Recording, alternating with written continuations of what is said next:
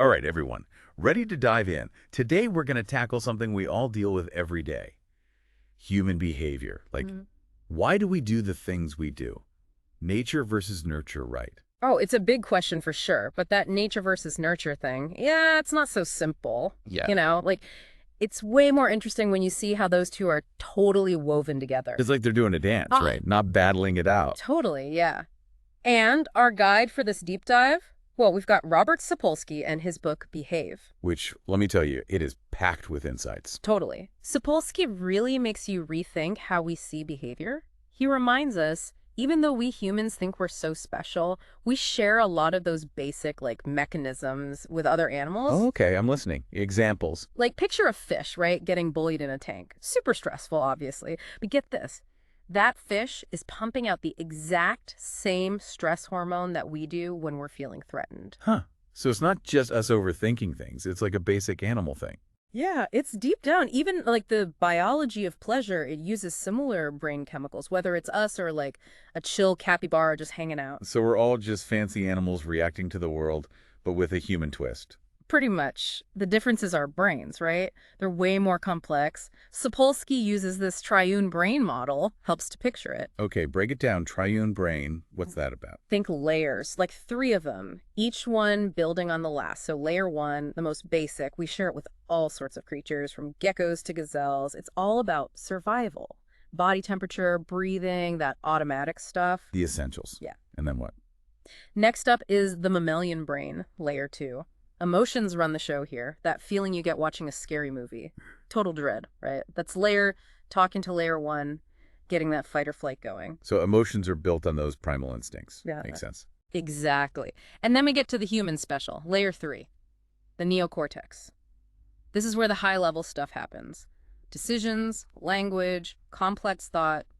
It's what lets us plan for the future, think about, I don't know, the meaning of life, all that. So that's our human superpower, the big thinker part. You got it. But hold on, there's a twist. These layers, they don't just work alone. Information is zooming back and forth between them way more than we even realize. Give me an example. How do they actually work together? So Sapolsky mentions this study where people just held a cold drink, and guess what? They started seeing this other person as having like a cold personality just from holding something cold. Seriously. So our brains are blending logic and emotion all the time without us knowing. Nailed it. It's not just a simple top-down thing. It's way messier than that. But to really get it, we got to zoom in on some key parts of those layers. Okay, lead the way. Where do we start? Let's go with the amygdala. Tiny thing, but powerful. It's in that emotional mammalian brain we talked about. Right, the amygdala. Isn't that the fear center? Fear is big there for sure. It helps us spot threats, react to them, but it's also super involved in aggression. And here's the thing. Those two, fear and aggression, they're often tied together, like intertwined. So my road rage is because of my amygdala. Well, it's part of it. Think about it. Someone cuts you off, right? Your amygdala says threat, and boom, that fight or flight kicks in. Makes sense, but kind of unsettling too. So what stops us from just lashing out all the time? Is there something to balance that out? That's where the frontal cortex comes in, especially the prefrontal cortex, or PFC. You can think of it as the decider. It weighs the options, looks at consequences, helps us not just go with that gut reaction. So the PFC is like the voice of reason, keeping the amygdala in check. Exactly. And even within the PFC, there's different parts with different jobs. You've got the dorsolateral PFC, DLPFC. It's all about logic, planning, that delayed gratification thing. It's what helps you stick to a diet or go to the gym even when you don't feel like it. Ah, so that's my DLPFC telling me salad over fries. Fascinating. What about the other part? That's the ventromedial PFC, the VMPFC. It's more connected to feelings, helps us make decisions with our heart and head together. You know, it's that bridge between the two. So it's like a constant back and forth, logic versus emotion, happening in this one area. Brains are wild. I really are. And to make it even wilder, we've got this whole orchestra of brain chemicals influencing everything. And one of the stars of the show is dopamine. Dopamine, the feel-good one, right? Well, it's more than just feeling good. Dopamine is about anticipating rewards. It's what pushes us to work towards goals, whether it's finishing a project, learning a new skill, or even just grabbing that piece of chocolate cake. So it's like our brain's motivator. Totally. It drives our desires, our motivation, even those things we get maybe a little too into. This is fascinating. But I got to ask, There's got to be more to it, right? Can't just be brain parts and chemicals. You're so right. Our behavior, it's shaped by tons of external cues too, stuff we don't even realize is affecting us. Okay, now you've got me hooked. Tell me more about these secret influencers. Think about it. Our senses are constantly bombarded with information, and not all of it gets through to our conscious mind. But those hidden cues, yeah, they can have a huge impact on how we act. You mean like I could be influenced by things I'm not even aware of? Kind of creepy. It is. Like, there's research showing if you quickly flash a picture of a blackface to a white person, it can trigger their amygdala, even if they say they're not racist. Whoa, seriously? It, So even deep down biases can be triggered by stuff we don't see consciously. exactly. It shows how messy this whole thing is. Biology, environment, culture, it's all tangled up. And so much is happening beneath the surface. This is mind-blowing. Okay, so we've got brain parts, chemicals, hidden messages. But what about our childhood? How does that fit in? That's a huge piece, and Sapolsky really goes into it. He talks about Harry Harlow, who did those kind of intense experiments with monkeys. It showed how crucial early care and attachment are. Yeah, I remember learning about those. Pretty heavy stuff. They were tough, but they taught us a lot. Harlow basically showed that baby monkeys raised alone, even if they had food and water, ended up with serious issues later on. So it's more than just basic needs, right? We need love, connection, all of that. Absolutely. Those early experiences, they literally build our brains. They affect our stress, how we relate to people, everything. It's making me think about my own childhood. Okay, but it's not just family, right? What about the whole culture we grew up in? Culture is massive. It shapes our values, beliefs, even what we think is right or wrong. And different cultures, they emphasize different things, which makes for some really interesting differences in how people see morality. So what's right isn't the same everywhere. It depends on where you're raised. Exactly. Like in cultures of honor, often in places with like hurting, they put a huge value on revenge. If someone disrespects you and you don't do something about it, it's a big deal. That's so interesting. It really shows how much our worldview is shaped by our culture. Yeah. But I'm sensing a but coming here. It can't be just one or the other, right? Nature or nurture. You got it. It's not a battle, it's more like a dance. Genes and environment, they're constantly talking to each other, influencing each other. Okay, I see that now. It's not nature versus nurture. It's nature and nurture all tangled up. But how do we even begin to figure out what's what? One way is through heritability. It measures how much genes are contributing to, like, differences between people in a specific trait within a certain group. So heritability tells us how much is, like, hardwired. Kind of, yeah. But here's the thing. Heritability can actually change depending on the environment. Wait, what? How does that work? For example, how heritable IQ is. It's higher in families who have more money compared to families living in poverty. So basically, if you've got the genes for smarts, but you're in a tough environment, it's harder for that to shine through. Exactly. It goes to show you how intertwined this whole thing is. Genes and environment are constantly having this conversation. Back and forth. It's almost impossible to separate them completely. This is blowing my mind. We've covered so much already, from brain parts to hormones to hidden messages to cultural influences, and it's clear. Human behavior. It is complicated. It really is. And the craziest part is we're just scratching the surface. There's still so much we don't know about all these factors that make us who we are. We're back, and man, my brain is buzzing. Before we started this whole thing, I thought I knew why people do what they do. But now, I'm seeing how much deeper it goes. Right. It's like the more you learn, the more you realize there's a whole universe under the surface, especially when it comes to, like, all the stuff happening in our brains that we're not even aware of. Yeah. Like, we think we're making choices, but is it really us? That's the question, isn't it? Remember those subliminal cues we talked about? Just one example of how our unconscious mind gets pulled in different directions. But it's not just what we see, right? Words, language that can mess with us too. Wait, hold up. You're saying just hearing a word can change how I act? You better believe it.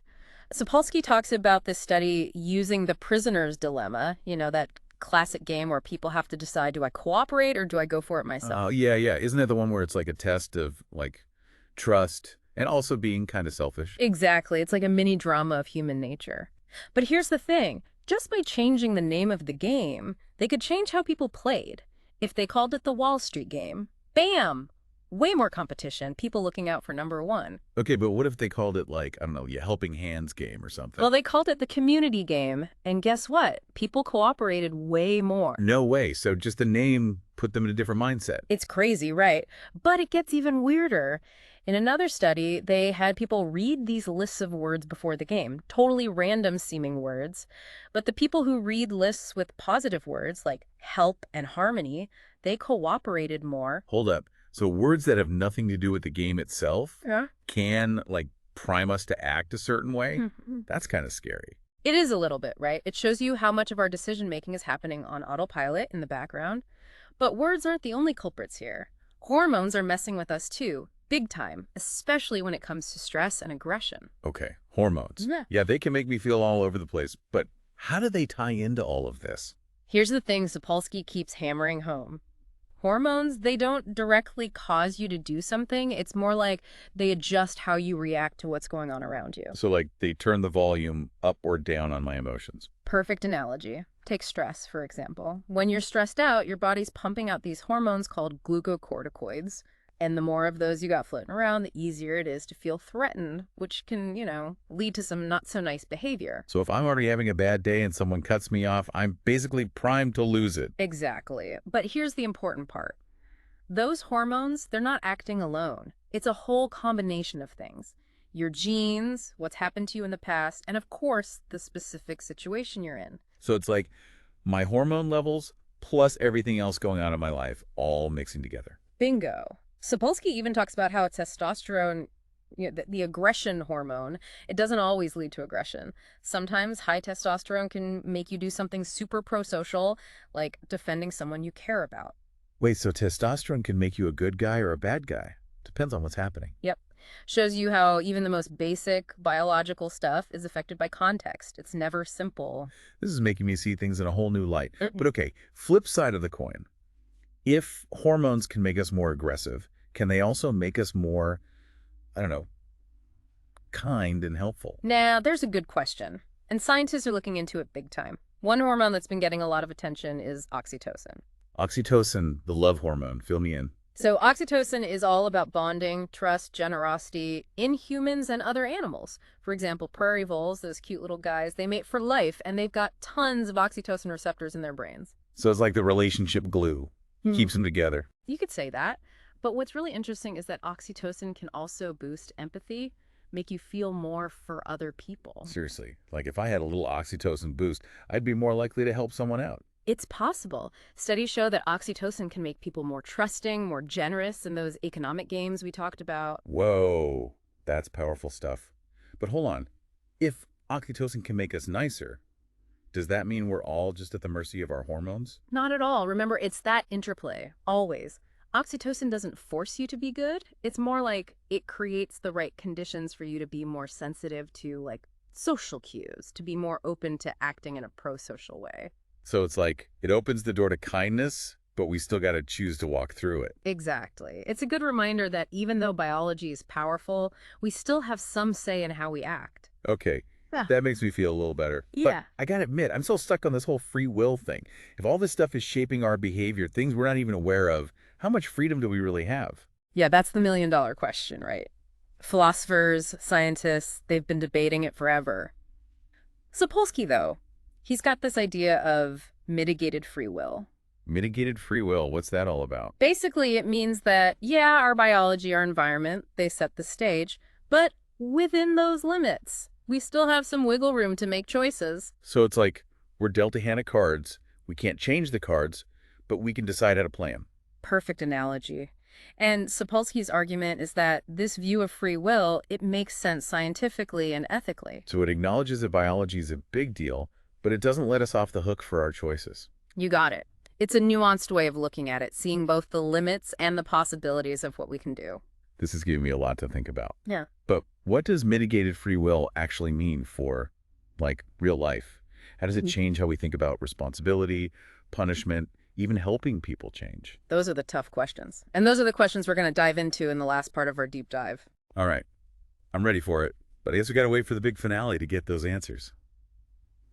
For everyone listening, I hope you're as hooked on this whole human behavior thing as I am. It's been a wild ride so far, full of surprises, tough questions, and I think a better understanding of what makes us human. We'll be back soon to wrap it all up and leave you with some things to ponder. Welcome back to the deep dive. It's funny, before we started talking about human behavior, I thought I had a pretty good handle on like why people do what they do. But now it's clear I was way off. Yeah, that's how it goes, right? The more we learn, the more we realize how much we don't know. And it really makes you think differently about, how we see ourselves and each other, especially when you bring in stuff like responsibility, justice, all that. That's exactly what I was thinking about. We were talking about how all these things like our biology, our environment, even those unconscious biases can influence what we do. So where does that leave us when it comes to like holding people accountable? Yeah, that's the tough one. And it's something society's wrestling with more and more as neuroscience gets like into the legal system. We're seeing brain scans being used in trials, trying to explain why someone did something, maybe even excuse it. So it's like the my brain made me do it defense. Kind of, yeah. But Sapolsky says, hold on, don't go too far with this. Just because we can see what's happening in the brain doesn't mean we can totally predict or control behavior. Right, right. It's like those subliminal cues. Just because something triggers my amygdala doesn't mean I'm going to act on it. There's other parts of my brain, like the PFC, that can step in and like keep things in check. Exactly. Brains are complicated. You can't just point to one part or one hormone and say, aha, that's why they did it. Sapolsky says we got to be really careful about using neuroscience to decide who's responsible for what. It's a slippery slope. So where do we draw the line? How do we balance knowing about all these biological influences with, the need to hold people accountable? It's a huge challenge. No easy answers. But Sapolsky suggests maybe we shift our focus from punishment to rehabilitation. If we can understand the biology behind, say, criminal behavior, maybe we can find better ways to help people change. So instead of just locking people up, we look for ways to help them make different choices. Exactly. It's more humane and who knows, maybe more effective in the long run. Plus, it fits with that idea of mitigated free will. We might not have total control over our impulses, but we can learn how to manage them. That's a much better way to look at it. It's like we can't choose the cards we're dealt, but we can learn to play them better. Love that analogy.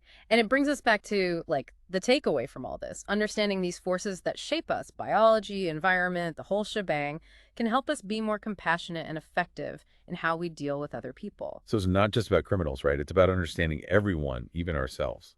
Absolutely. It's realizing that everyone's operating within their own unique set of, limits and possibilities. It's about empathy, meeting people where they're at and helping them move towards where they want to be. That's a powerful message. Instead of judging people for what they do, we try to understand why they did it. Exactly. Behavior. It's complicated. A lot of times it's the result of things outside of our control. But we're not just puppets to our biology. We can learn, we can grow, we can change. Wow. This deep dive has been quite a journey. We explored how biology, environment, culture, all those things come together to make us who we are. We even got into the whole free will debate and what it means for justice. What's the biggest takeaway for you?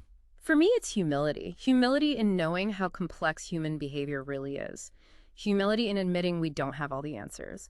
And most importantly, humility in treating others with compassion and trying to understand where they're coming from. Beautifully said. I'm definitely walking away with a deeper understanding of what makes us tick, and honestly, a little more hope that we can change for the better. And as we wrap up, I want to leave you with this thought. We talked a lot about the limits of free will, right? But what if, instead of seeing those limits as a bad thing, we see them as opportunities? Opportunities to learn more about ourselves, to be kinder to others, and to build a more just world. It's a tough job, but definitely worth it. I love that. Thanks for joining us on this deep dive into human behavior. And to everyone listening, keep exploring, keep asking questions, and keep trying to understand this crazy thing we call humanity. See you next time.